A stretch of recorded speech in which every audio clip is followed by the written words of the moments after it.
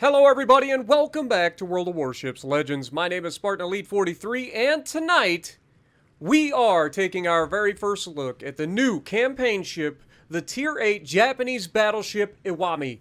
But before we get into that, don't forget we are on the path to 50,000 subscribers by the end of the year. So if you enjoy what I do and you want to be a part of that journey, then by all means punch that subscribe button. It costs you absolutely nothing.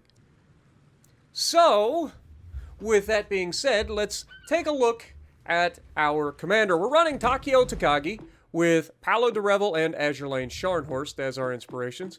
We are running Flambeau Cannoneer, Gyrating Drill Bits, Marksmanship, and Reaching Out XXL with Fight Fire with Fire as our legendary perk. We are running Aiming Systems Mod 1. We are running Steering Gears Mod 2. We are running Concealment System Mod.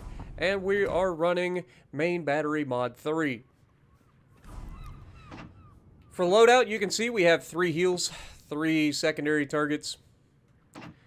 We're not running any boosters. And we have the permanent camo that comes with the ship. And we're running the Italian Unity flag because it kind of looks like a Spartan helmet, but not really. Survivability, 80,700 hit points with a 37% torpedo damage reduction because reasons. Artillery, you get 8, not 10, 850 caliber 10th year Type A or Type Mod A 410 millimeter guns, which are the same guns that you have on literally every other Japanese ship from the Nagato all the way up, I believe.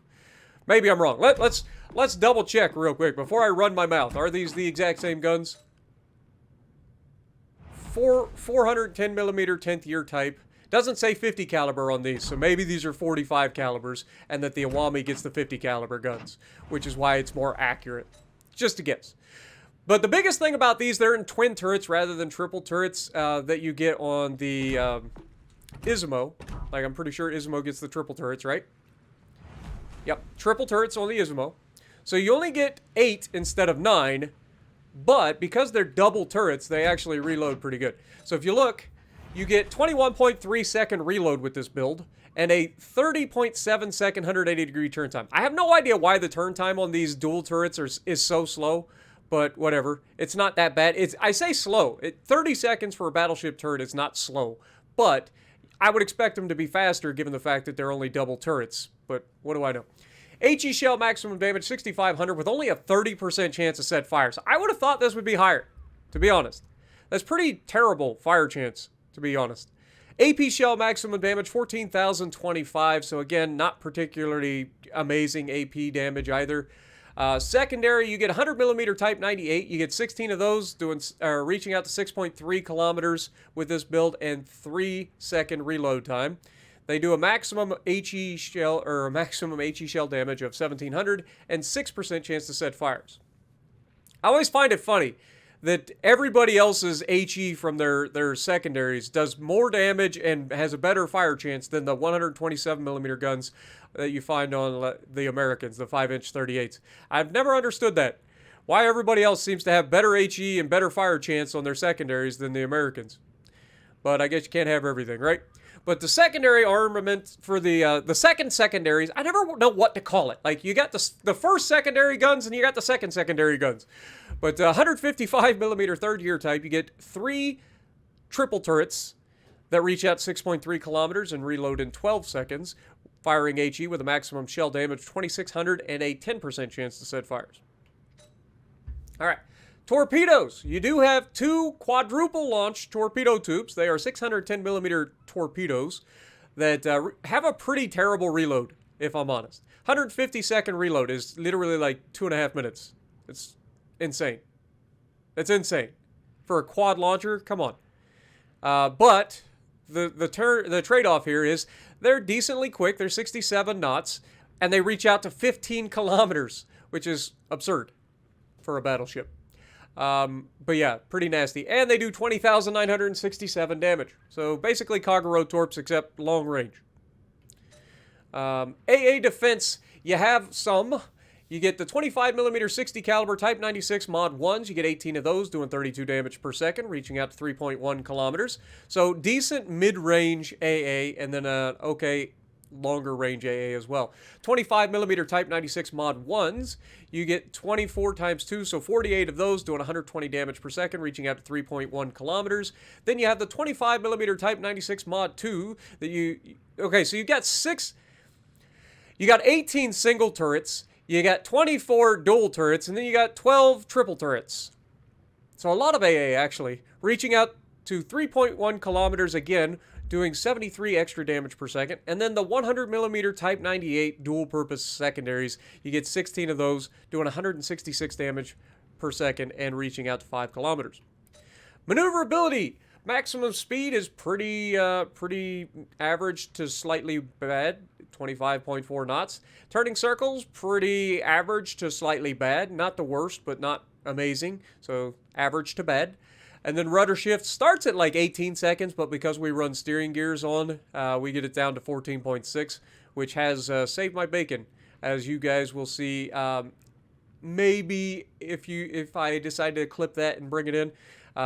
The game that I'm going to show you guys has nothing to do with the other game. So that's what I'm saying. Like, I've got a couple of games that I might show you guys at some point. But concealment, 13.6 kilometers, pretty standard with a concealment system mod on. 11.4 by air, 2 is always guaranteed. 15.4 kilometer smoke firing penalty. We don't really, well, I guess we could look at the stats already. I've played 7 battles in this thing, and I have a terrible win rate. Does that tell you anything you need to know about this? Oh, wait. The average damage, 64,000 with a 1,280 average XP. Yeah, it's not fun. I'll be real honest. Average potential, 1.2 million. Most potential, 2.4 million. Maximum damage, 127,889. And that's the game that you're going to see. At least I can show you guys the painful grind sometimes for you guys. I say painful. It was only 7 games, but if you guys only knew what I had to deal with, y'all know that right now, Tier 8 and Legendary Tier is absolutely freaking abysmal. Because, for whatever reason, they have to incentivize everybody to play Shimikaze and Yami. So the entire Legendary Tier is nothing but Shimas and Yamis. That's it. That's all it is. Shimas and Yamis. And I'm trying to make a video on this thing, which is already not the best ship in the world. But let's take a look at it. It's a Yami, essentially. Like, you already know what this thing is. So, it's got the 32mm bow. You get rid of that. You can see that it's not quite the same armor that the Yami has, but it's pretty close. It's got a little bit of a turtleback here as well. I don't know if you guys noticed that. A little bit of a turtleback. It's not going to be a great turtleback, so don't rely on it. If you get broadsided by anything, you're dead. Okay, this turtleback will not save you at close range, I promise. And then, of course, you do have a little bit of a weakness through the front, the bow side plating, kind of like a Yami, but not quite as pronounced as the Yami. The back is pretty flat, though. If you can go through here, you can pretty much guarantee citadels. So if they're kiting away, trying to, like, think that they can be cute with their torpedo launchers, then you can reach through the back end and slap them, just like a Yami, in that sense. But the Citadel is a raised Citadel, as you would expect. And like I said, even though you do have that turtleback armor, it's really not that amazing. So keep that in mind, okay? If you go broadside in this, you deserve what you get, okay? Overview. Reloader, above average main battery reload speed. That is the one good thing about this, is that it has a really good reload. And we already talked about that. It's 21 seconds with this, 21 and a half seconds with this build. Superior AP penetration. I don't believe that for a second. I'll be real honest. I have not, other than one shot on a key at like, actually no, that was the Atlantico. I lied. It wasn't this ship. But yeah, this does not feel like it has above average AP penetration. In fact, it feels like the AP is pretty freaking terrible at anything other than like medium to short range. I've actually slapped people. The guns are decently accurate. They will troll you still. It's Japanese. You're expecting to get trolled. But for the most part, they're decently accurate. So I find myself in this particular ship switching a lot to HE. Especially for anything bow in. Because you're not going to get enough damage on the superstructures usually to warrant trying to maintain AP. So switching to HE is probably going to be your best bet when you got bow in opponents. Get some of that damage over time going. And then sure shot. Shells with a good ballistic trajectory maintain velocity, making aiming easier. This is something that I did notice, is that it does seem to have pretty decent shell velocity. Or at least the firing arcs are somewhat good so that you can effectively aim at longer ranges. But again, I struggle to get the good hits at longer ranges. They just don't seem to do any damage. I've hit lots of targets, but they don't seem to pin. They just bounce and shatter. It's obnoxious. But Iwami, a version of the A140J3 Super Battleship project that had a smaller number of main battery guns as well as more effective dual-purpose artillery and torpedo armament. She was designed in 1944. Now, I'll be real honest. In this port, this color looks horrendous. But in the actual game, when you get into fighting, the color doesn't look too bad. It actually kind of fits. But yeah, definitely one of the ugliest camos that we have in the game. I would rank it right up there with the Rust Bucket camo. Just not a good-looking camo at all. But at least this is somewhat historical. The Japanese were kind of known for this kind of color with the tiger stripes and stuff. So at least it's somewhat historical. But yeah, definitely not a pretty ship at all. But that being said, it does have these torpedoes, and because they're at the back like this, and they're set kind of back from the deck, they tend to survive. They don't get knocked out as easy, because everybody's shooting the center of your ship, right? So most of the time, these torpedoes will survive and allow you to use them, if you remember that you have them. I'll be real honest, I completely forget that I have these torpedoes. I'm just being 100% with you. I just play this thing like it's a freaking Yami / Izumo, like Amagi, you know, that sort of thing. I always forget that I have torpedoes. Every battle that I've played, I've almost always forgotten that I actually have these things. I'm just not used to playing battleships that have torpedoes. And because they're so far back and I don't even think about it, like, I just don't tend to use them. But they are good for area denial just due to the fact that they are a quad launcher and they do reach out to 15 kilometers. So if you want to plug a hole, just drop some torps and run. But they are terribly slow reloading, so keep that in mind. Now, I do like the superstructure of this thing, that super pagoda. I do like that quite a bit. And I like the amount of secondaries. Definitely reminds me Yami for sure. But let's be honest. I don't understand the purpose of the ship. And we'll get into this into the video. But now that we've taken a look at it, let's swing around, getting a nice little pan around the ship. And with that, let's get to the gameplay. Alrighty, so we're going to go in, and first clip I'm going to show you guys is going to be a clip from a match I had early in the day. I think this was number 3 or 4, game number 3 or 4. We move to the center of the map and we get face to face with a Shima. And this is where I'm going to get to showcase why I use steering gears. That also helps when the Shima that's up against you is a complete and utter buffoon. Now, I'm not saying that the guy himself is a buffoon. I'm saying that in this moment, he played like a complete and utterly predictable player. Okay? So take it easy. Don't hate on me. I'm just pointing out the obvious. You got 15 torpedoes capable of doing 23,000 damage apiece. And you screw this up. You got a ship the size of Texas, and you screw it up. But yeah, we managed to easily dodge all but one torpedo there. And then later in that match, after we capture the center cap and we help get rid of a couple of Yami out there and another Iwami, we're faced with an Iwami up close and personal. But he's not alone. He's with somebody who watches the channel. It is none other than Mr. Turtle. So we just fired our guns at the Iwami superstructure. Mr. Turtle comes around the corner. We're going to go ahead and trigger the secondaries to prioritize Mr. Turtle. And then I'm going to look and realize I don't have torpedoes on that side because I tried to use them to screen in case the guys came around. Now, obviously, there's a destroyer here. We want to focus him down. I know he's a decent player. I know he's probably pretty good.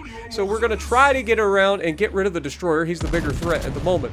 So we go for that, and we actually hit him and Citadel the Iwami at the exact same moment. Now, had I paid attention to the fact that that Iwami went full broadside to launch these torpedoes, I could have probably dove struck him in that shot and then been able to just focus down the Hayate. But because I didn't depth strike him there and went for the Hayate, we are able to easily deal damage against the Hayate and start getting him out of here. You can see he's angled enough. You can see I'm going to try to maybe go through the cheek armor a little bit, but you can see the priority for me is to get rid of that destroyer. I honestly feel very confident that I can easily kill these freaking battleships. So at the end of the day, the easiest person to kill is the last person I'm going to target. So we go for the kill on Mr. Turtle. We get that. The Iwami takes a pretty nasty hit here. We aim high. We're going to go right through and get the double strike medal and finish this game with over 100,000 damage. But that's not the one that you guys wanted to see. That was a fun match, sure, but this one's going to be even better. So we end up in a match, and again, look at the freaking team compositions. It's all destroyers and battleships, and it's mostly Japanese destroyers and Yamatos, with a couple of Iwamis thrown in there for good measure. Now, I gotta say, my first feeling of this ship is that it has potential. But, honestly, most of the time, it's going to leave you wishing you were in the Yami or the Musashi. I just don't see the reason for the ship. You know what I'm saying? And that's what we tried to talk about earlier. I said I'd wait for later. I don't see the purpose of the ship. Now, the torpedoes, if you remember you have them, they could definitely come in handy. Again, long-range torpedoes, 67 knots, they're going to catch some people off guard, for sure. Especially for, like, area denial. Like, if you know somebody's going to be going to the cap or something like that, you can drop those torps, get them in there. But most of the time, like, when you're in a brawling situation, because they are so far back, you're not going to be able to get those off without giving up a lot of broadside. And we've already talked about going through the bow side plating, or just in general, if you go broadside in this thing, you're going to get citadel. Now here, we've got a relatively broadside Yami. He's going to be turning away, so we don't want to fire the guns right away here. We want to maintain our concealment until we get to a better position where we're not... Never mind, we're immediately going to be targeted now that we're spotted. But there are 3 destroyers here. I have a Des Moines behind me. Worcester's coming in, and we're going to go ahead and try to target the Worcester here. First shot out.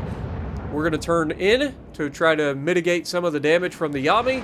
And the first shot knocks out one of our turrets. We're going to go ahead and put that out. Get that turret back online. Probably didn't need to do that in hindsight. But at the end of the day, it doesn't really hurt me here, because while these guys are able to shoot me at the moment, they're not going to be able to shoot me forever. That torpedo looks pretty good, and he survives. Thanks to the stupid freaking damage saturation on torpedo boats. Honestly, I don't think there should be damage saturation on torpedo boats. Am I wrong? Like, I'm sorry, but if a freaking torpedo can absolutely annihilate a battleship, then a torpedo should detonate a freaking destroyer every time it hits it. That's how I feel. Like, if you eat a torpedo in a destroyer, you should die. No questions asked. Also, if you're the other Shima in this situation, you have got to capitalize on that and kill that freaking Shima. And you can see our Des Moines is here. He's already lost a good chunk of his health. Probably got hit by the Yami. And now he's potentially going to be able to counter the Sumner, but he can't actually, or isn't actually able to target the Sumner. Because Sumner is going to move up in a position. He's got broadside on our Shima, and that's going to be a wrap for the Shima. Now, I was thinking about coming around the corner, helping maybe get a chance to shoot this enemy Shima, or something, but that's when the Yami and the Worcester come around the corner, and I am forced to play like an absolute pansy. We go with AP here, broadside Worcester. He turns out. Those are going to fall short. The reason those fall short, obviously, he turned out, so that's to be expected. The second shot we shoot him with, 1 shell hits but does basically no damage. Then he immediately repays us by getting a double fire. We're going to go ahead and try to put that out. I didn't want to initially, but then I remember I got fight fire with fire, so even if I do put it out, he's going to get, you know, potentially 3 more fires on us before I'm able to do any damage. And we actually do Citadel him here, which surprised the crap out of me because we don't overmatch him. Remember, he's got a 32mm bow and stern plating. So those shells that are coming in and Citadel him are a little weird, not gonna lie. I'm guessing that they just come in at the right angle or something. But you can see he's gonna go out here. We're gonna go ahead and shoot above, hoping for the best. Not like likely to get what I was looking for, but again, we managed to score a weird Citadel on the butt of a Worcester that makes no sense whatsoever. But I'm gonna take it. That's the DPM cruiser gone, that's the HE threat gone, and now I've just got a Shima that's over here, a Sumner that's over here, and a Yami that's over here.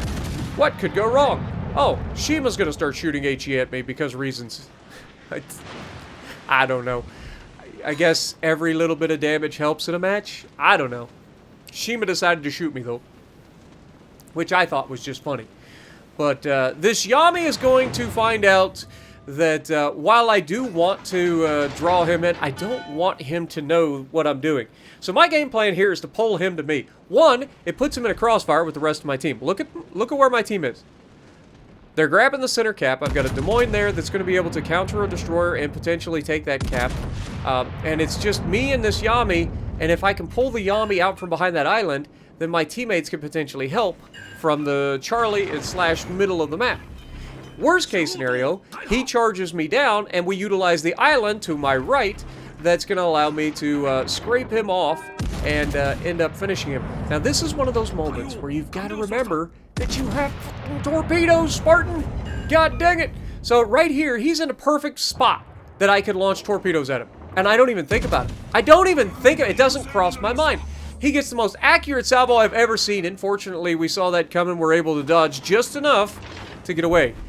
But, yeah, right here, he is in the perfect position for us to drop both sets of torpedoes. We can wiggle-waggle just a little bit, have torpedoes going in his direction. But all we're thinking about is burning this man to the ground, getting some fires on him, and you can see we are hitting him here and there. We're not doing a lot of damage. He kills, actually, I lied. The Shima manages to kill our Des Moines, which is really unfortunate, but Des Moines managed to kill him as well. So at least we've got that going for us. We are burning this Iwami slowly. It's going to take time. That was a good chunk, hitting the superstructure there. But because he took a chance to, or took an opportunity to shoot at our Des Moines, that gave me the opportunity to turn back in. Now, we're roughly in the same situation, except he can overmatch me and I can't overmatch him. He gets a really nice shot here, but only one full penetration for 5,300. We're going to utilize the island to draw him closer and open him up. Remember, if you chase me around an island, you are 90% of the time going to end dead. Just putting that out there. If you end up in a situation like this, especially in a Iwami or an Izumo or a Iwami or what's the other one? The Musashi. Like, if you end up chasing me around an island like this, you will die. That is a promise. More often than not, you are going to die doing this.